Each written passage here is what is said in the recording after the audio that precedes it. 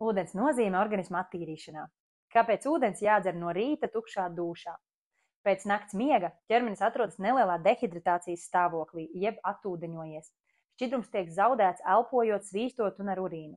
Ja pamostoties redzi, ka urīna daudzums ir ievērojams, 30, 50 vai pat vairāk mililitru, tas nozīmē, ka nieres visu nakti strādājušas, filtrējot toksīnus un vielmaiņas gala produktus. Nakts laikā nedaudz samazinās asins plazmas tilpums, kā rezultātā asinis kļūst biezākas. Tas nedaudz paaugstina trombožu un pat insulta risku, īpaši cilvēkiem ar hroniskām saslimšanām, augstu asinsspiedienu vai nepietiekamu šķidruma uzņemšanu. Tāpēc no rīta ieteicams izdzert 500 līdz 700 ml ūdens, jeb 2 līdz 3 glāzes.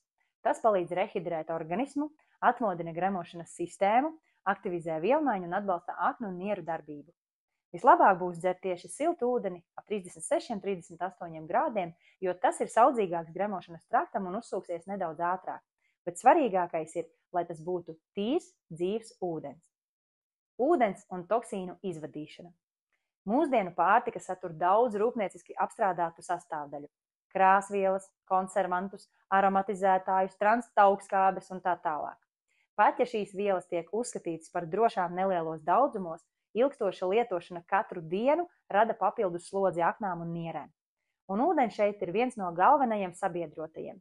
Tas palīdz izvadīt šīs vielas caur urīnu, sviedriem un zarnu traktu. Tieši tāpēc pietiekama šķidruma uzņemšana ir svarīga katru dienu, īpaši attīrīšanās laikā. Kāpēc runāt tieši par 1,5 litru ūdens dienā? Šis skaitlis nav nekāds maģiskais. Tas ir vidējais minimālais daudzums, kas balstās uz šķidruma zudumiem ikdienā pat mierīgā režīmā. Dienas laikā cilvēks zaudē ar urīnu apmēram litru, 1,2 litrus ūdens, ar elpošanu 300 līdz 400 ml, ar svīšanu caur ādu 300 līdz 500 ml, ar fēču masu no 100 līdz 200 ml. Kopā apmēram sanāk no 1,5 līdz 2 litriem dienā. Pat tad, ja tu sēdi birojā, nenodarbojies ar sportu, nesvīsti, šķidruma zudums notiek nepārtraukti. Kā tas saistīts ar asins plazmu? Cilvēka asinīs ir 4,5 līdz 6 litri asiņu, no kuriem 55 līdz 60% ir plazma. Un plazmas sastāvā ir vairāk nekā 90% ūdens.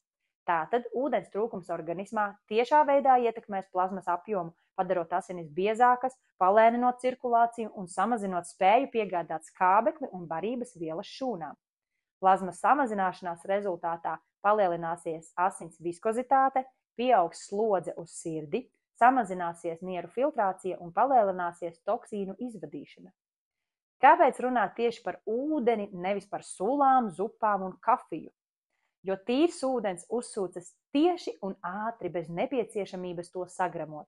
Savukārt kafija, tēja, sulas, zupas satur arī citas vielas – kofeīnu, cukuru, sāli, skābes un tā tālāk, kas prasa papildus šķidrumu, lai tās apstrādātu un izvadītu.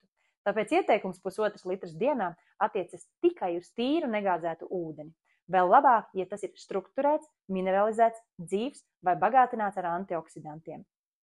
Kā aprēķināt sev piemērotu ūdens daudzumu? Vidēji jārēķinās ar 30 līdz 40 ml ūdens uz katru ķermeņa svara kilogramu dienā. Piemēram, ja cilvēks sver 70 kg, viņam dienā nepieciešami 2 līdz 2,5 litri ūdens.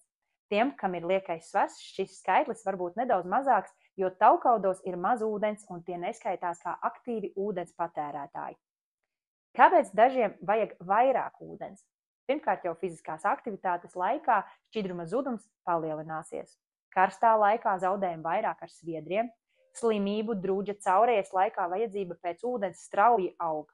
Lielāka ķermeņa masa citkārt ir lielāka aprite un vairāk plazmas. Secinājums. Vismaz 1,5 litrs ūdens dienā ir kā bāze, uz kuras balstās visa organisma darbība. Tas palīdzēs uzturēt optimālu asins plazmas daudzumu, nodrošināt attīrīšanos caur aknām, nierēm un limfu, kā arī saglabās šūnu veselību un metabolismu. Bez pietiekama ūdens daudzuma ķermenis pāries izdzīvošanas režīmā, un tā rezultātā palielināsies organisma attīrīšanās spēja, vielmaiņa un pat enerģijas ražošana. Sāc rītu ar pāris glāzēm silta ūdens, lēnām, nesteidzoties, lai tas maksimāli efektīvi uzsūcās, jo tavam ķermenim tas ir ļoti, ļoti vajadzīgs.